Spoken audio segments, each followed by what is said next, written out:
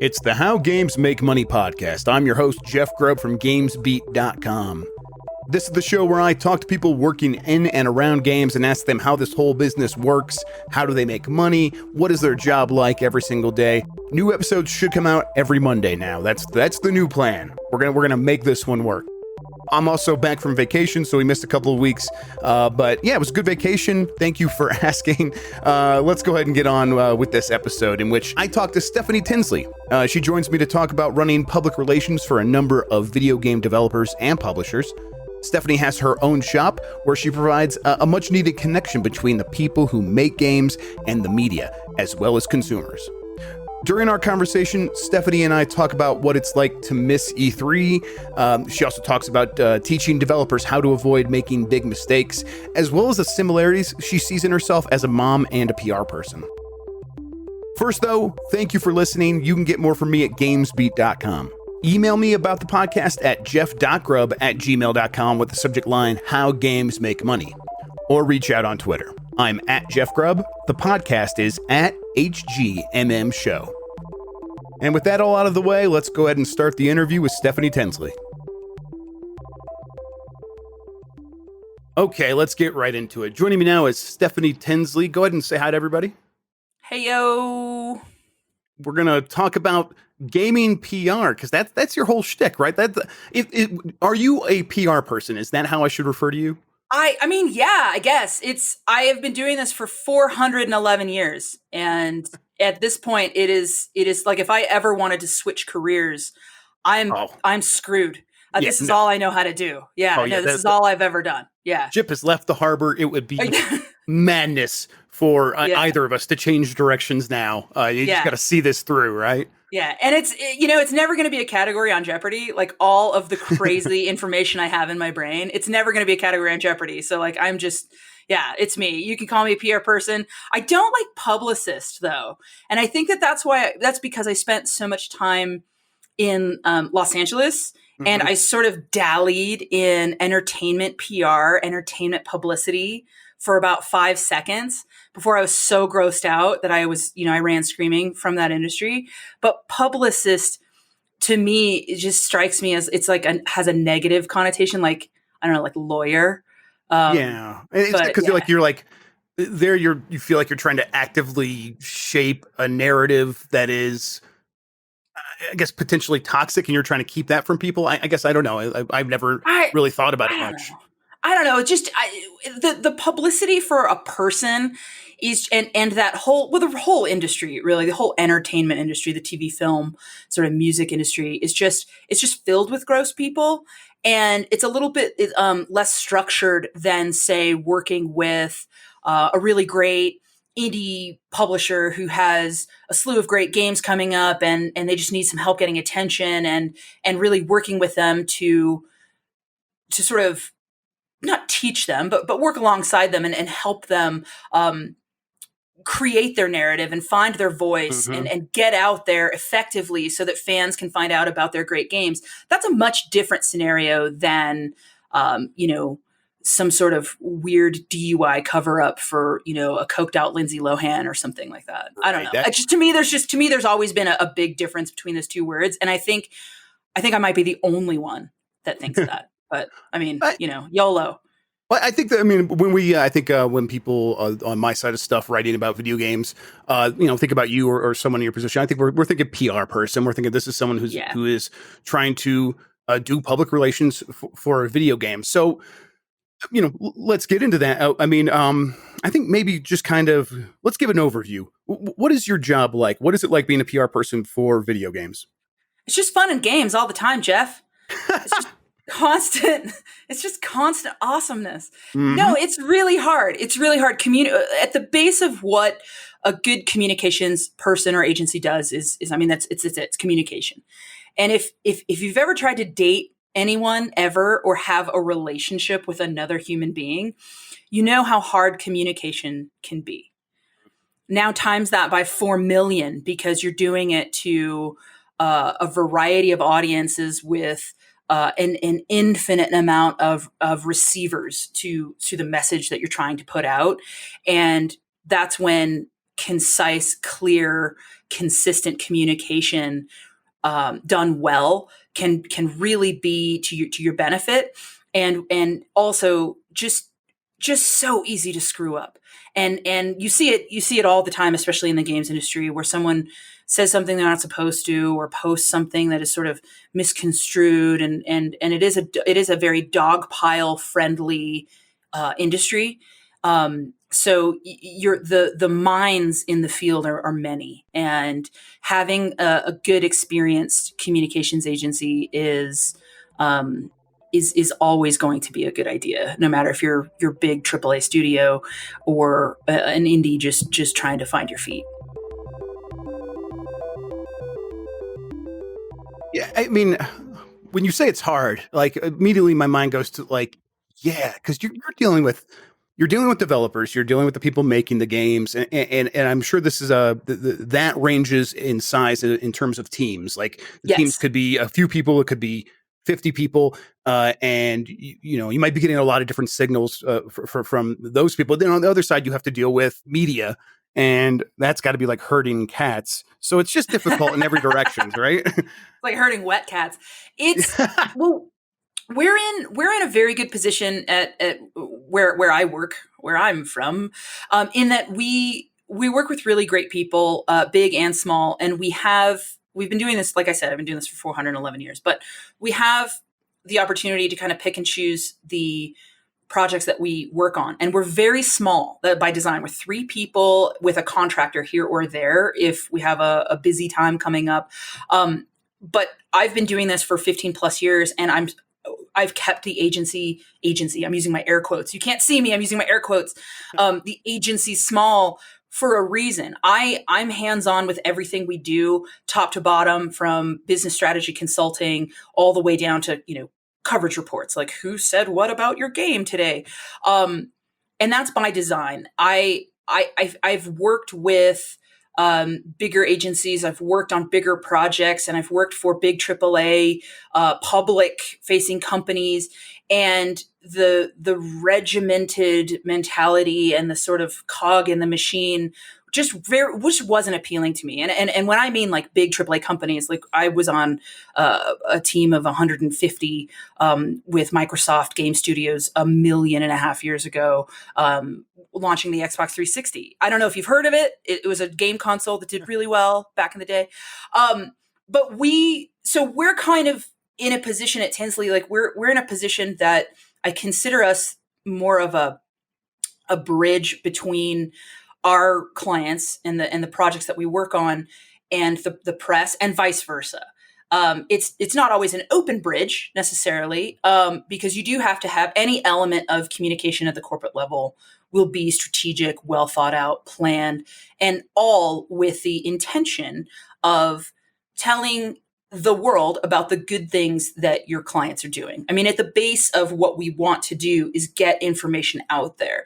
These folks that we work with, like the Devolver Digitals or the Dear Villagers, or the indie development studio like Sabotage, they're not doing big shareholder PR campaigns where you can't say anything really. Mm-hmm. What they want to do more than anything is just communicate to the public and the press about these great games that they're working on. And that is a much more relaxed environment. It's a much more fun environment. And it's an environment where we can be super effective because we can come in and say, hey, this is what's going to work really well for that game. This is what's going to work really well for this new hire or this situation or the studio opening or whatever it is that we're talking about for our clients. And we have a very deep understanding of the media landscape in games, and vice versa. If the media have a story, they'll come to us oftentimes and say, hey, do you have anyone that can talk to us about the story I'm writing, XYZ? And chances are we'll hook them up right away with someone who is going to be knowledgeable and informative for their readers. So we kind of understand where they're coming from. We understand where our clients are coming from, and we kind of understand what everybody needs. And so we're more like a conduit to communication rather than what a lot of people consider games PR people to be, like gatekeepers. there is an element of gatekeeping. Obviously, we don't want negative things written about our clients, but we've put ourselves in a position where I think it's unique in that we're not playing a lot of, we're not doing a lot of duck and cover PR versus just very openly communicating about a lot of really cool stuff. So I'm lucky in that sense, that I can choose to work with people like that.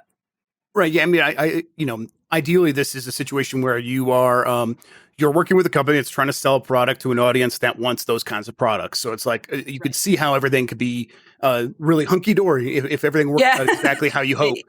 Yeah, but it never does, though. Yeah, it's so hard because be. there's so many other me's out there trying to do what I'm doing, and to stand out and be unique and rise above it and be heard is the biggest challenge I think we have in games today. But that said, there's more platforms, there's more opportunities, there's more channels for good communication. You have every avenue you could possibly think of social media. You have more ways to reach the consumer direct every day. There's another first party platform popping up. I feel like, every few months there's some new store, there's some new platform, there's some, new program from Microsoft or Sony. So working with your partners, working with the public directly, yes, it's a busier time than ever in the industry, and it is very competitive. But again, having good experienced PR people on your team can help you navigate the most effective and the most ways to reach your desired target audience. Because the whole point of this is to sell video games.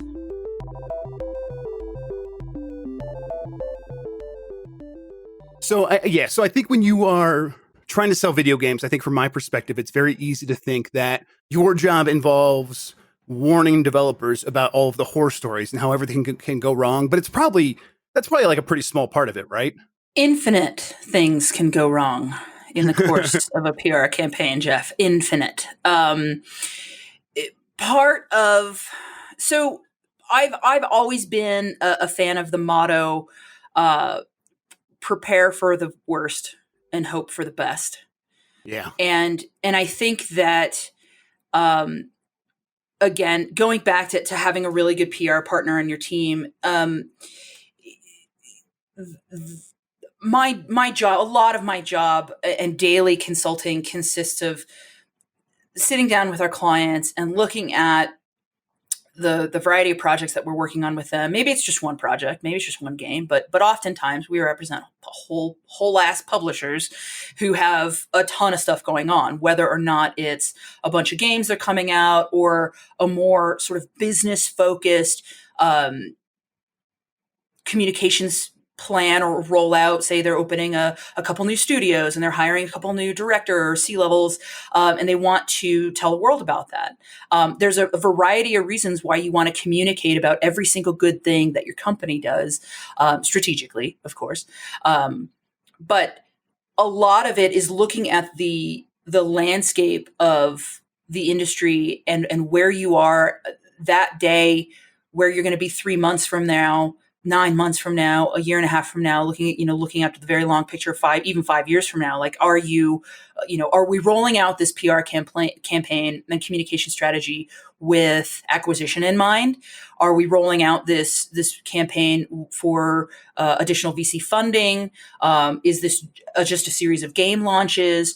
So there's just so many things that go into a holistic approach to communication that anywhere along the way, a wrench could just fly right in to things and really derail something. And when you look at, great PR disasters of the games industry, I'm usually, something I had a hand in is usually on one of those lists. I don't want to say like, brass knuckles or anything like that, but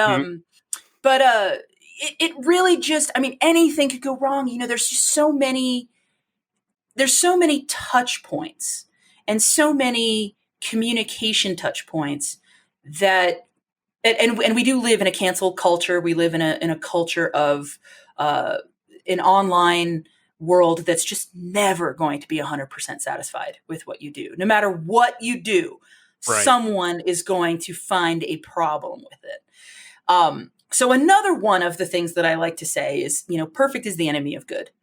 I think that if you can achieve good, you can always strive for the perfection, right? You can always strive for the 1,000%. But if you get 98% of the way there, at the end of the day, with so much risk involved, depending on what it is you're doing, there is an element of just, okay, this, let's call it a success. What was what were our KPIs on this? Did you hit most of them? Did you hit all of them? And of course, when it comes to communication, I'm always very proactive in the sense of saying, here's the whole landscape. Here's some things that can go wrong, but let's prepare for the thing that we're not prepared for.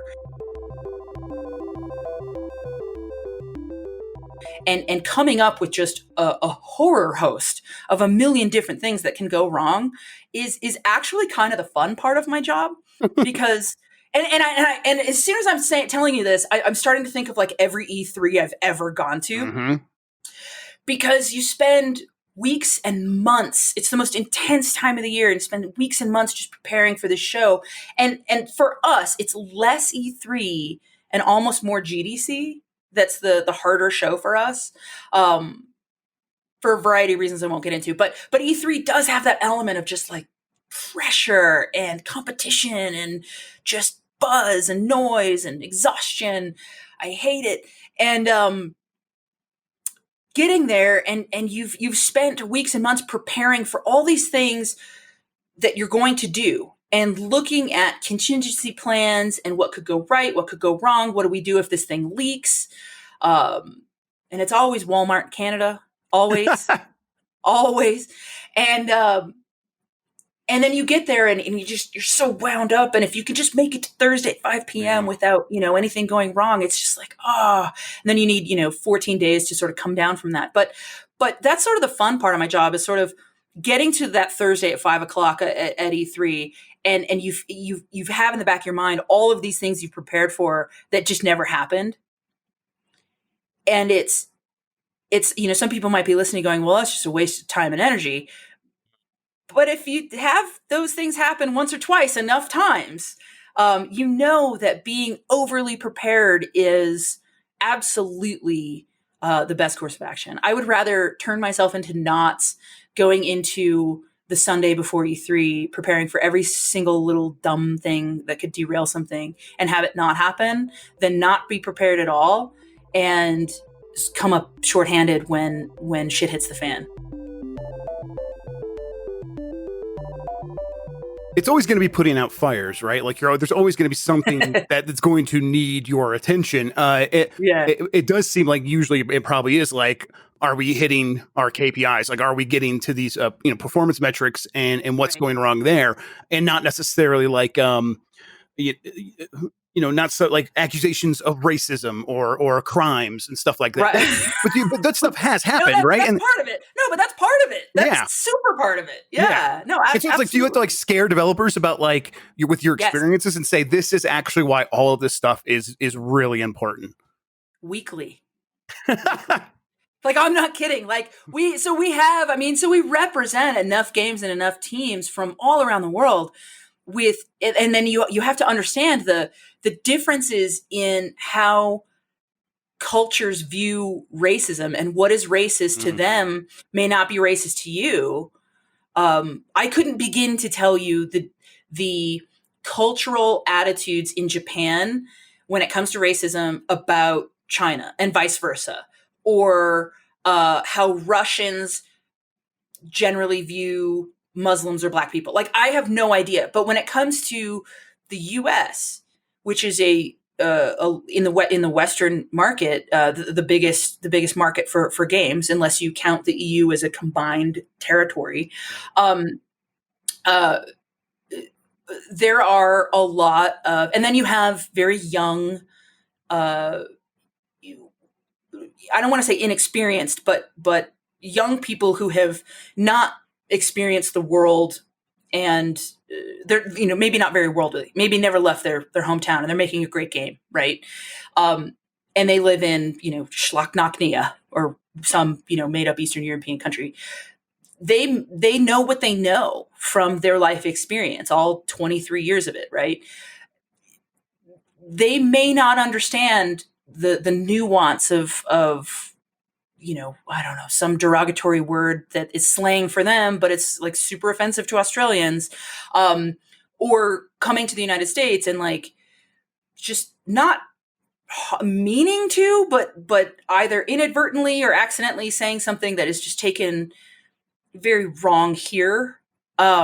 There's a lot of that, and that's the kind of stuff that keeps me up at night before shows, because it has happened before. There's been a lot of lessons learned, and when it comes to, and I will say this, we're living from a PR perspective. We are living in, I say there's the field has so many mines in it. You can't even begin to navigate. Like I don't even know where the map is. It's just yeah, of course, filled with mines, right? But we're living in, and we're going through a transition in the industry right now that is going to be so ultimately so good for everybody, because there is a culture war being waged for equality and share a voice. And I think that is so important. And not everybody's going to get it right every single time. But I will tell you, I was not born woke. I have learned so much in my adult life from my peers and colleagues, and many of them on the games journalism side. The younger generation has, I think, the right outlook on these things. They have taught us olds. They have taught the older generation so much more about what should and should not be acceptable in the workplace, especially in video games. There's so much shit that we did, myself included, in the aughts. And don't get me wrong, it was really fun. And I'm not talking about like harassment or anything like that, but like just the parties, the way we conducted business back then, would be just horrifying to so many of the younger people in games today. And I love that. They've taught us so much.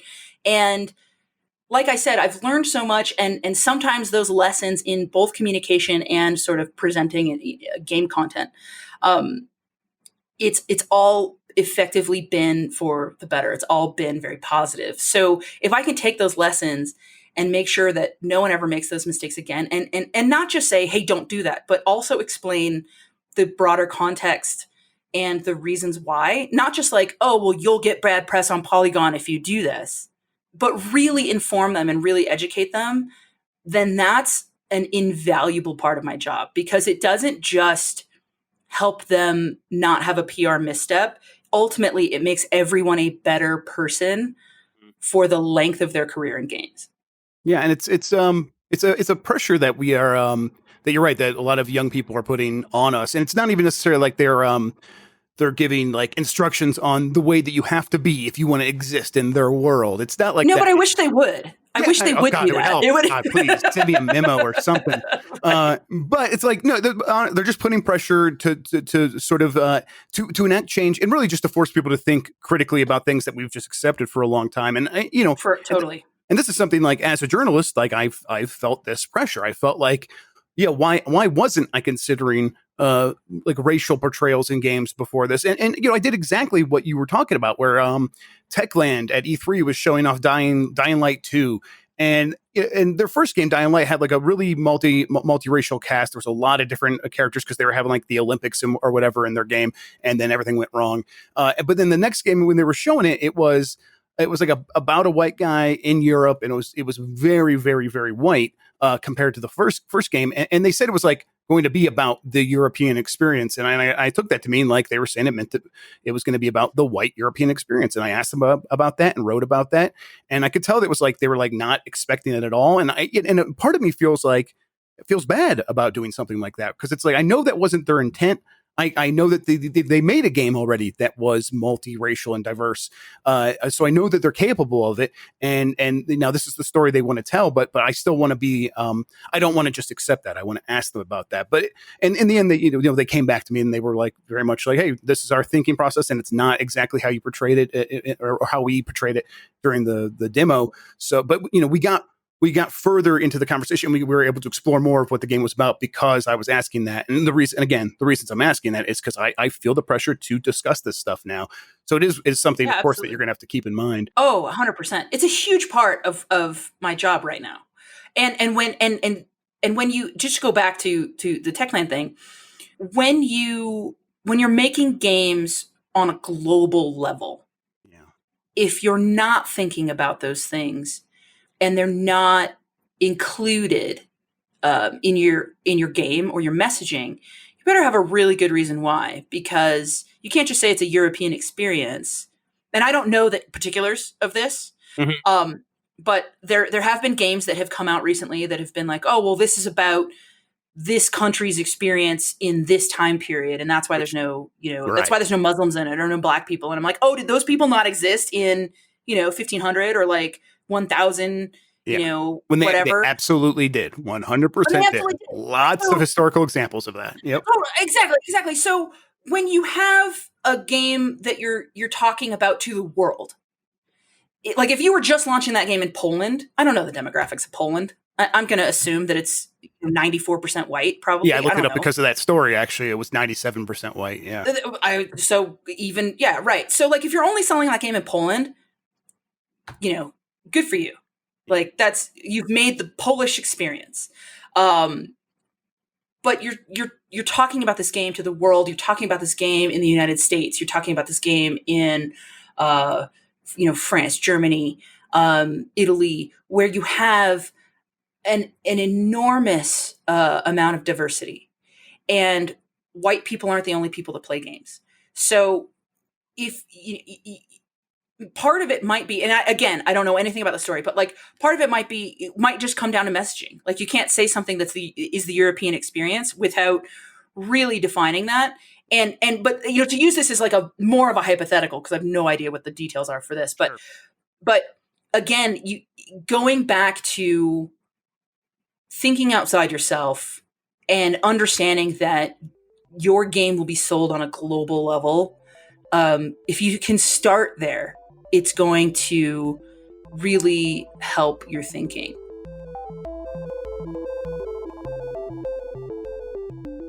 You could just like look at like the success, even if you just want to like put it at like a bottom line level, like just look at the success of stuff like the Fast and the Furious franchise in movies, because it's so diverse. It absolutely dominates across the world. It does really well in the United States, but it's also always like the number one movie in China, and it's because that diverse cast really goes a long way towards pushing that stuff. So that global view is crucial. Yeah. Aren't they making a video game? Aren't they? Didn't Vin Diesel come out and like show a video game or something? Yeah, at the Game Awards, I think it was like the big capper, and it didn't look great, but they have delayed it, I think. So we'll see. We'll see what happens. We've not played it yet, so I'm sure we'll hear more about that one soon. I want to ask you a few more things before Sure. we wrap up. You were talking earlier about like setting up showcases and doing stuff for E3 and GDC. I guess like first, like what's it like actually preparing a show like the Devolver Digital Showcase or anything like that? And then also, why is GDC harder? I actually do want to know that really bad. So let me start with the showcases. We are living in the worst timeline. So this year, E3 was 19,000 hours long. Many, many weeks across many, many shows. And I will say, I never anticipated, and this is one of life's most wonderfully awful surprises for me. I never anticipated a time where I would lament the loss of E3.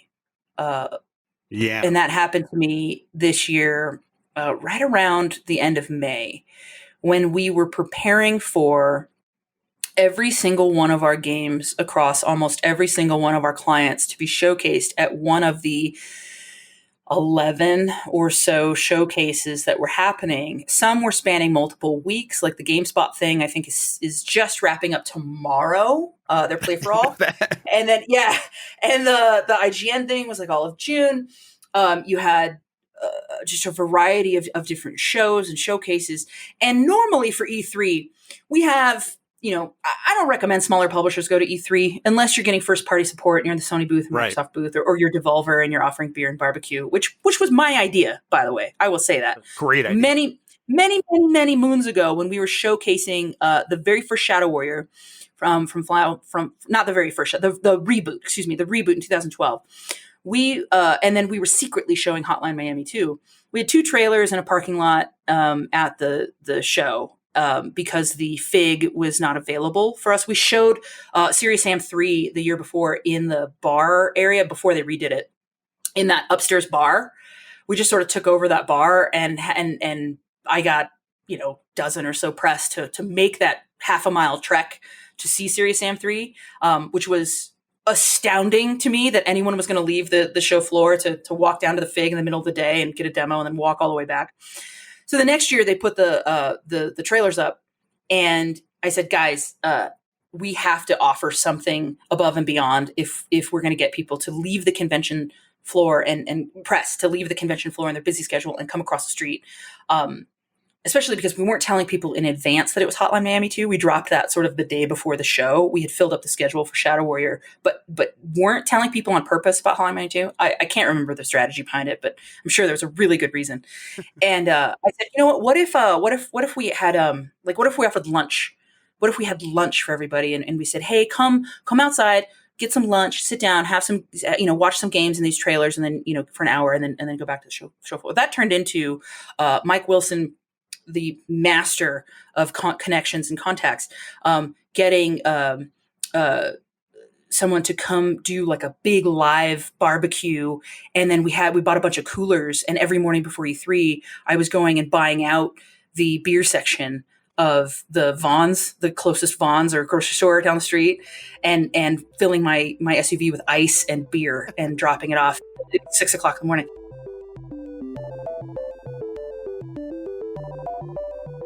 That's a great example of like what like these things can be like. It's not all super produced. It is just figuring things out, right? And then just making it happen. It really was. And now, I mean, they have just grown in all the good ways. And now I don't know if you were out there the last E3, but it's just this pavilion of fun and games and everything that people on the outside think the games industry is.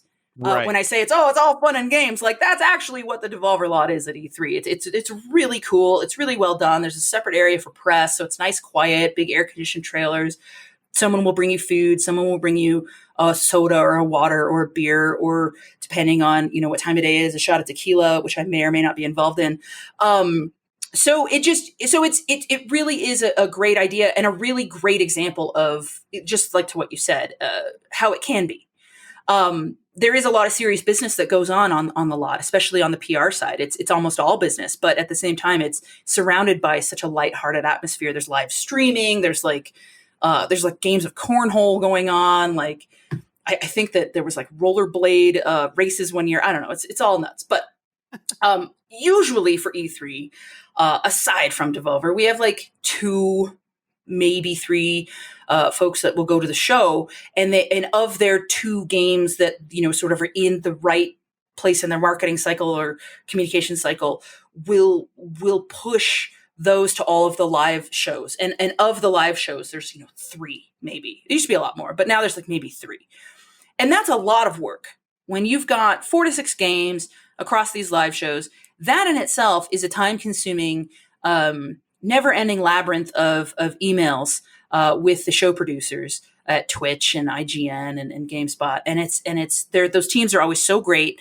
but it is a lot of stress and anxiety and making sure that the assets are uploaded on deadline, and like you said, herding cats, like getting these guys to the stage shows at their right times, and that's a lot in any normal year. This year, because everything was digital, we had every client that we work with and every single one of their games, regardless of where it was in its campaign cycle, eligible to be on one of those showcases. So the exponential, just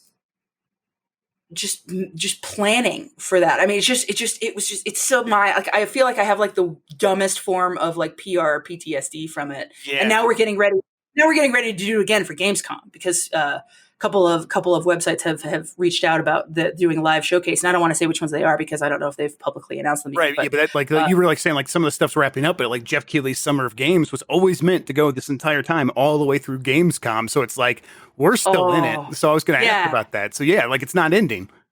Yeah, it's never ending. But and in the same way, it's almost. I don't want to complain about it really too much. I don't want to anger the gods, right? Because again, like we were saying before we hit record, like if we can provide even more value add as your PR team in this time of work from home, juggling parental care and your office time, we're very, very lucky to be able to continue to be and still be effective at our jobs in like the shittiest timeline ever. That I don't want to complain too loudly. I don't want to sound ungrateful for we have to work a little bit more. Right. It's part of the job. And it's just one of, like I said, it's one of life's surprises where I didn't think I was ever going to lament the loss of the traditional E3 until the alternative reared its 16 different heads of, flaming fire at me and looked me square in the eyes and was like, "You will never sleep again."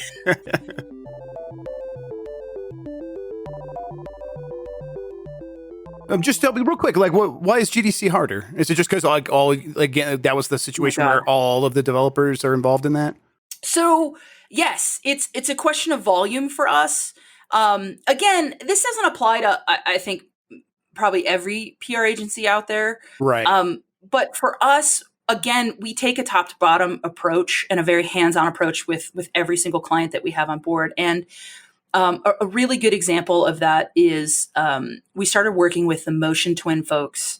They are the developers of the critically acclaimed and commercial smash hit Dead Cells, Game of the Year nominee Dead Cells. Absolutely, and yes, one of my favorites of all time. Yes, it's such a good game. I actually am terrible at it, but I appreciate it. I really hurt my hands playing that game because I played it for like 90 hours on the Switch for review, and it was like in like just a couple of weeks, I had a real bad cramp. I had to put it down, and I picked it up a few times since, and I'm like, okay, I need to I'm an old man now. I got to be careful with this stuff. Yeah. Have you played the mobile version? It's very good. No, I haven't. I've been very interested to check it out. I'll have to give it a shot. That sounds interesting. I know a guy. I'll send you a code. Fair enough. Sounds good. So Motion Twin's a really good example of this because we came on with them after they had launched, after they had sold 1 million copies, after they had been nominated for Game of the Year. We started with them a few months after the launch of the game, which was in the, I think, early Q4 of 2018, 17, 18, something. Oh, are you still there? Yes, I am. Oh, sorry. My computer screens just went completely black, and I thought maybe I lost power. No worries. We're good. All right. Sorry. So I came on with them a few months after the game had launched, or we came on with them a few months after the game had launched. And that's an unusual time for a PR agency to start working with a client on a game, because it had already sold 1 million copies and it had already done all these wonderful things. But they had a very and they are a very interesting company to begin with. They are a co-op of about 9 or 10 people, where everyone has an equal share in the company in Bordeaux, France.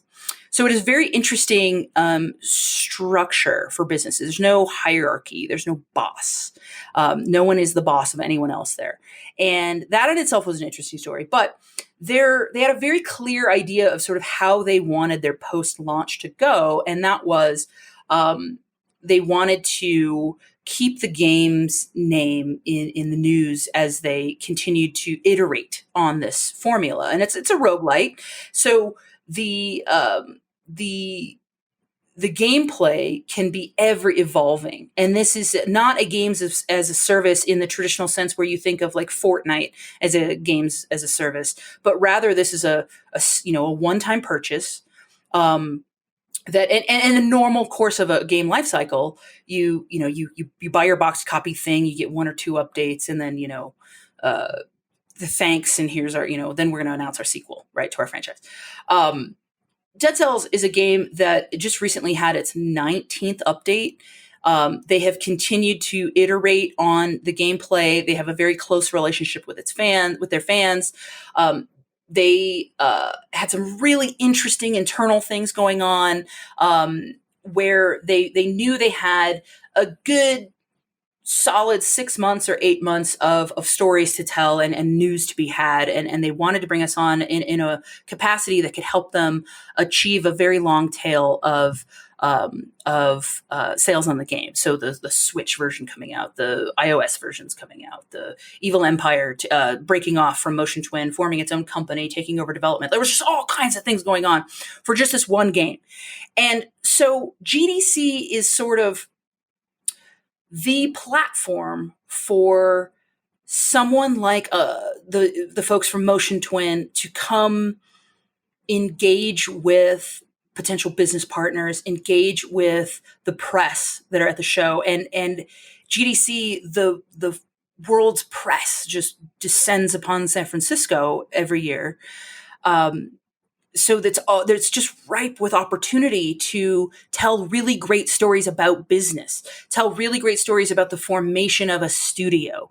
All of the VCs, the business people, the first party deal makers, they're all in town. They're all tuned in. They're all shaking hands. It's just the best opportunity for networking, poking your head above ground and getting some positive press can go a really long way that week if you do it well and you do it right.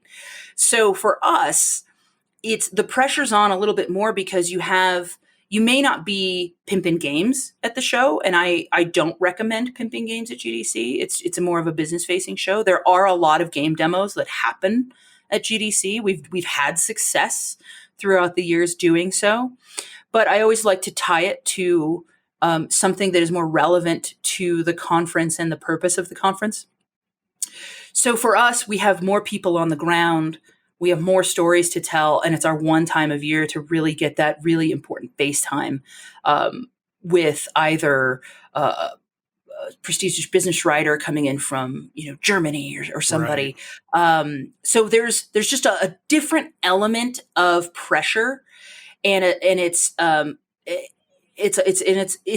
intense in a more compact way for us as a PR team than just the sheer volume that you're going for at E3, where you have a room with 640 seats and you're going to book 9 of those a day for press to check out whatever new game there is. So whereas E3 is pressure for volume and pressure for share of voice, GDC is it's just more it's just more compact in its pressure points, I think. Yeah, it sounds like just a much more dense show, and it's just because the games aren't there to necessarily distract people in the same way that they are at E3, right. Where, that makes a lot of sense. I've got 2 more things I want to touch on, and then I'm going to let you go. Real quick, like, how does the money side of this work? When you have a developer that reaches out to you, or you pitch a developer, is it like an upfront payment, or do they have to? Is it like a revenue share? How does all that work? That's a great question, considering that this is the How Games Make Money podcast. Yeah, right. Thank you. We'll get to it eventually. I totally forgot. So there's a lot of different ways that you can structure a deal with a PR contractor or a PR agency, whether it's big or small. I would love to see more revenue share opportunities coming my way. Being in the service business, it's been a long time since I had dreams of ever retiring. We don't make anything. We don't sell anything. We don't produce anything. So we're a service-based industry, and there's just not a lot of opportunities to really sell out. Selling out is my loftiest goal. Ooh, of course. As a business owner. You have to have dreams. I know. So if you're out there, Mr. Edelman, call me. So there's a few ways you can go about it. There's your hourly rate, which right off the bat, I don't do it. I don't. I'm just too. We've just reached a point where we're too focused on the long term success of our clients to be so focused on just sort of like an hourly rate per project sort of business structure. So we do work via retainer. That is probably the most common way to work with a PR agency because and there are a variety of terms that you can reach. But for us, the minimum engagement would be 90 days. And if we are doing a minimum engagement of 90 days on retainer, it has to be a very well designed rollout campaign because in games, so many things shift and it's so fluid. When you're working to develop software, and Boeing has been learning this the hard way over the last year. Yes. When you're working to develop software, anything can come up and just derail the entire thing. So my preference, if we're taking on, say, like a label, is to work on retainer at least for like a 6, 9, or 12-month contract. And that can come with a variety of hours that you can reach in that contract. We don't do that. I don't care if it takes me. I'm pretty good at estimating how long something's going to take us these days. I've been doing, like I said, 411 years. But you can set like an hour. Hey, you don't abuse us if you reach 29 hours in a week of our time, like whatever. And then there's any amount of stipulations that can go into a contract. Other folks have offered revenue shares. The offers that I've had of revenue shares in the past ultimately are not the ones I want to engage in. Right. So there's been a lot of like offers like, oh, I'll give you blah, blah, blah, X% of, gross profits. And I'm like, yeah, but your game is terrible. And this is a bad idea. And also you have like a history of saying like really shitty racist things. Mm-hmm. And maybe I don't want to work with you. So it really just depends. There are really great. There are really I was going to say the really great thing about it is that this is the kind of thing that can be super flexible. And if you are a startup, if you are a well-established, AAA publisher, those deals are probably going to look a lot different. We've worked with I don't want to name names, but we've worked with a very, very popular label in games, and I think for the first like 9 months I was with them, I don't think I billed them at all.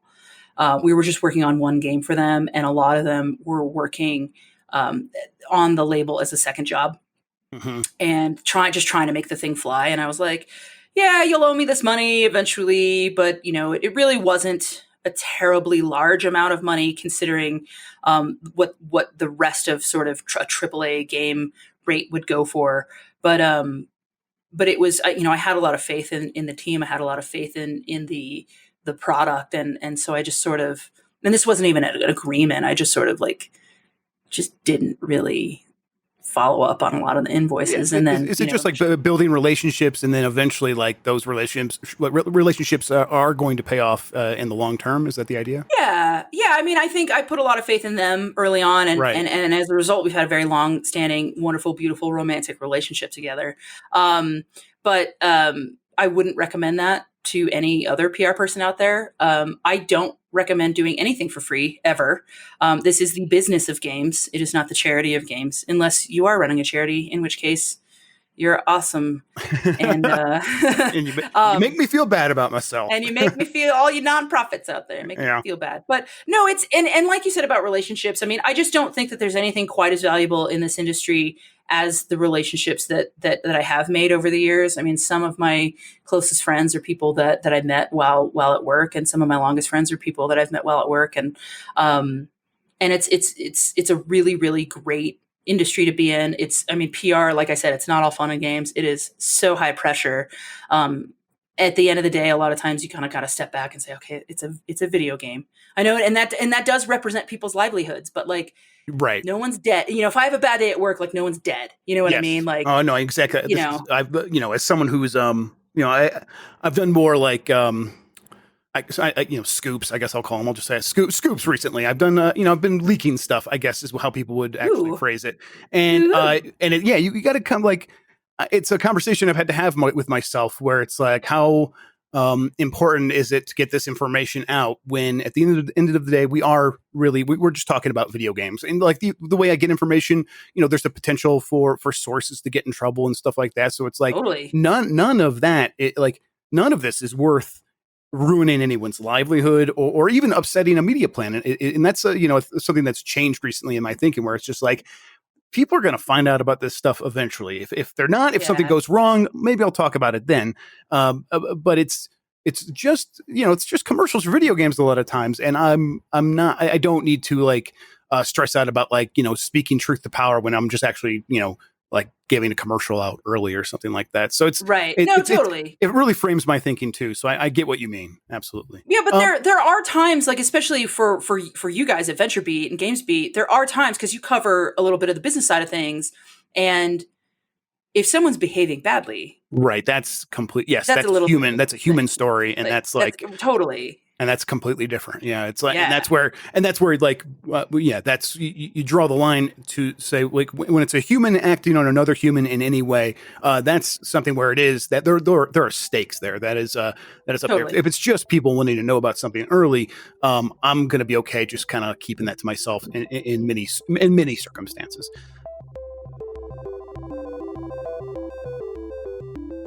When I got started in this industry, I quickly got a picture in my head of what a PR person looked like, and it was usually a woman. And I wonder if that is true across many industries. Is it something that I'm imagining? Is there do people just have this idea in their head of like a maternal figure who is going to set the ship right in their heads, and that's why they want a woman in this position, or what is it?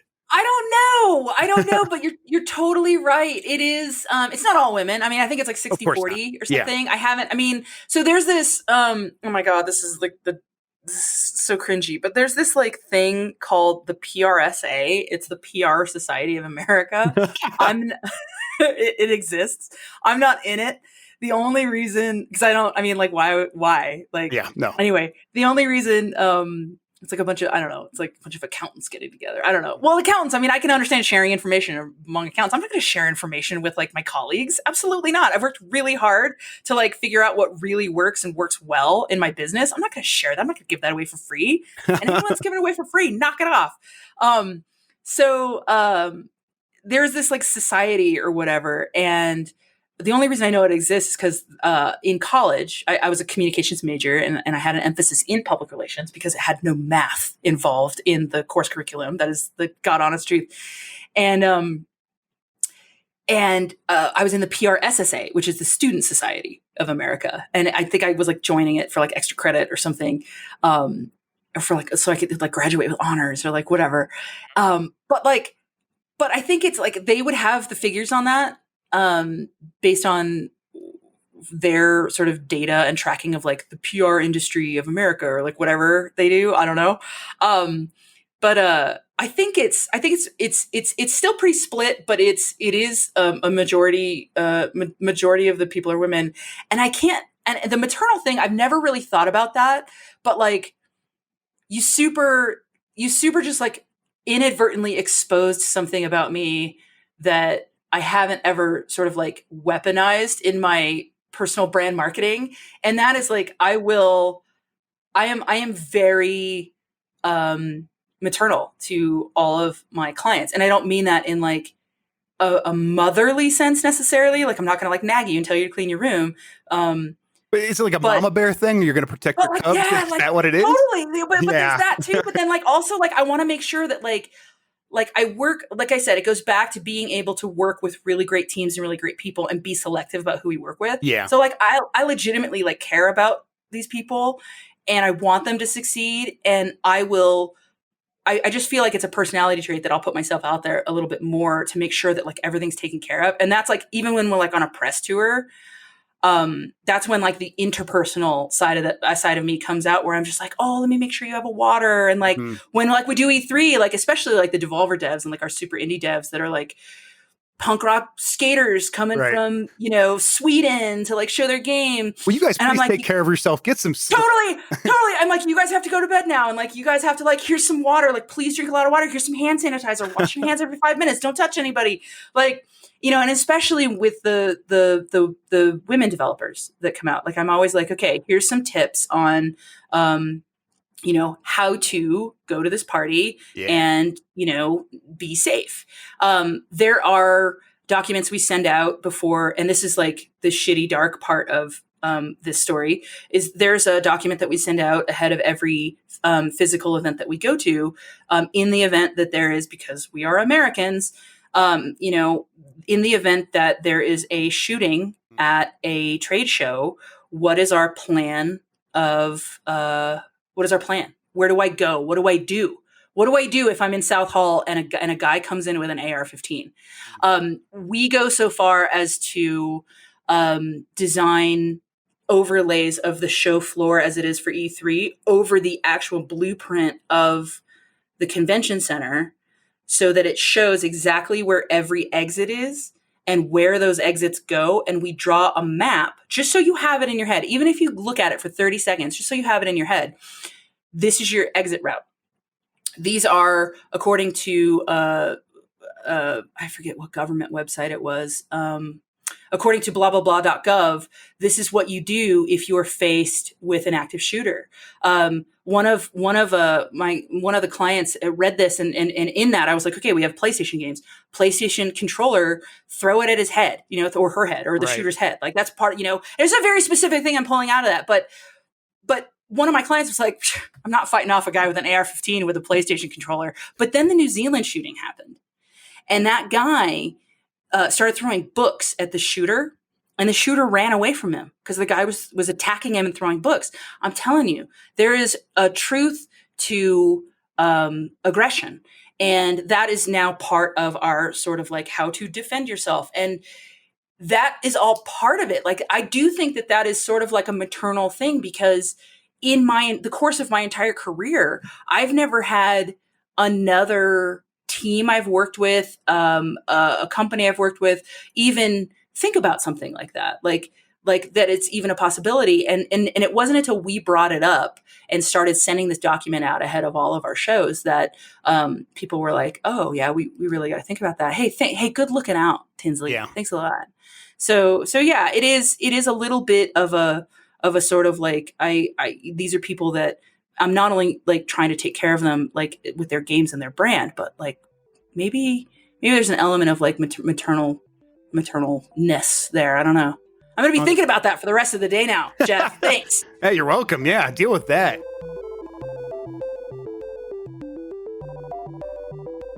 Stephanie, thank you so much for joining me. I really appreciate it. This was a really great conversation. Yeah, absolutely. Thanks. Anytime. Yeah, absolutely. There's much I left off. There's more I want to talk about for sure. Yeah, go ahead. One more thing. I just want to take this opportunity to challenge Betsy DeVos to a fist fight. Please, I want to fight her, because I can't do that. Yes, please. I want to use this platform to just say, Betsy DeVos, if you are listening to this, or if somebody shows this to you, I challenge you to a fist fight on any terms you want. You can even have a weapon. Yeah. And if I win, I get control of the education budget, and I get control over whether or not we open schools during COVID-19, because I got to tell you, lady, you're doing it wrong. She makes me so mad. That's all I want to say. Thank you so much for doing that on behalf of all of us. I appreciate that. Absolutely. Thank you to everybody for listening. Again, I had a lot of fun here. We'll be back with another fun episode next week. Until then, though, have a good one. Take care of yourself, and goodbye.